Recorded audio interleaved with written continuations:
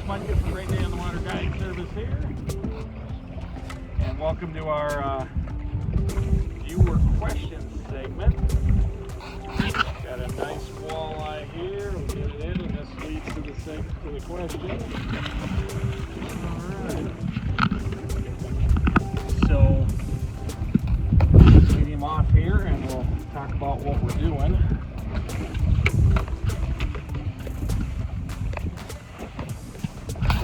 Okay, that's a nice fish there.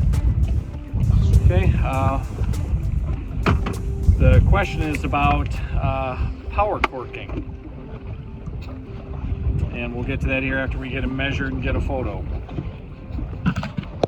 25.5 incher, spawned out, still skinny female. We'll let her go. There she goes.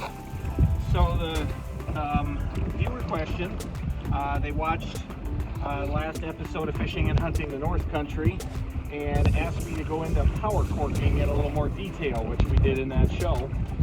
They said equipment, locations, and techniques. So we'll talk equipment first. 7 to 8 foot. This is an 8 foot. This is a St. Croix Legend Tournament walleye that telescopes out to 8 feet, telescopes down to 6.5 feet. But usually you want at least a 7 foot rod. You want a long rod. You want the long rod, and I'm using Fireline Ultra 8, a no stretch super line, because the long rod and the no stretch line, you can get a good hook set, you get a good long sweep, and take up all of the slack line that way and get a good hook set. The rod is a medium power, and you want a fast or extra fast tip, not much bend again, so you get that good hook set. Okay, I have a swivel, snap swivel, tied to the fire line right there, and I've got this is a Carlson Wing It slip bobbers, and then I've got a pre-tied leaders of fluorocarbon with various jigs and jigging spoons on the bottom, and then we're hooking a jumbo leech on there. This pre-tied snell is about a 3 to 4 footer because of the clear water. We're on a lake that's got very clear water on it, so that's for stealth. And the Wing It bobber, it kind of looks like an X when you look at it from the top. It's a sleek aerodynamic bobber that casts well in the wind and doesn't put up quite as much resistance when the fish pulls it down if you have fussy fish. So that's the equipment. Location, we're on a long, thin rock reef. We positioned ourselves to power cork on it. We want to cover the whole thing. The fish are kind of scattered along here. We've been catching fish, one here, one there. They're not really school tight in one spot.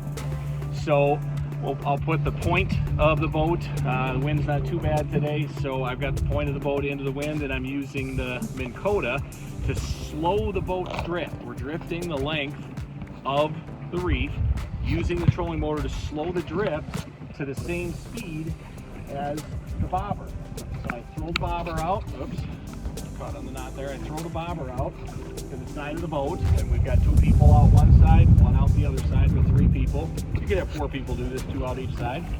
And I let the line feed through, fill the knot, and the bead stop on top of the bobber. And then I slow the drift of the boat so the boat is drifting down the reef at the same speed that the corks are.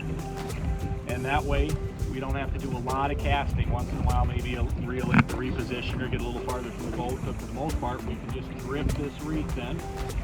With this much wind, when we get to the end of the reef, this is enough wind, we don't want to try to go against it, then we'll just start the motor up, drive back up to the head of the reef, and do it again.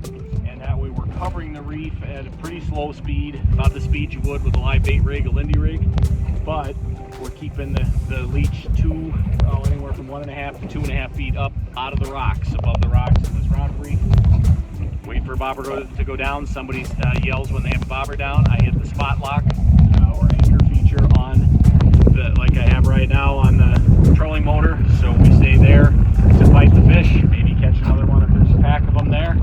We'll get set back up here, and I'll start the drift again, and we'll work our way down again. It's a great technique to not have a lot of heavy sinkers clunking around, not getting snagged in the rocks, and we can adjust the depth. If the fish are riding high on deeper reefs, they might be riding a little higher. Shallower reefs will be close to the bottom, so we can adjust the depth of that slip bobber. Still cover water like we would with a live bait rig, but keep the bait up above those rocks. And who doesn't like seeing a bobber go down, reeling up, setting the hook, and catching a nice walleye? So that's power corking. It's great, especially over rocks, but you can do it along weed edges. You can do it along drop-offs, on mud flats or gravel flats, anything you want. It's a good way to very slowly cover water and still keep the bait up off the bottom. Thanks for your question. Keep the questions coming. Remember, you can email the questions to me, or you can put them as a comment on the latest video. If you want your name shared in the video, tell me that. If not, then email is the way to go if you'd prefer to not have your name shared with the video. Thanks, good luck, and I'll see you out there somewhere.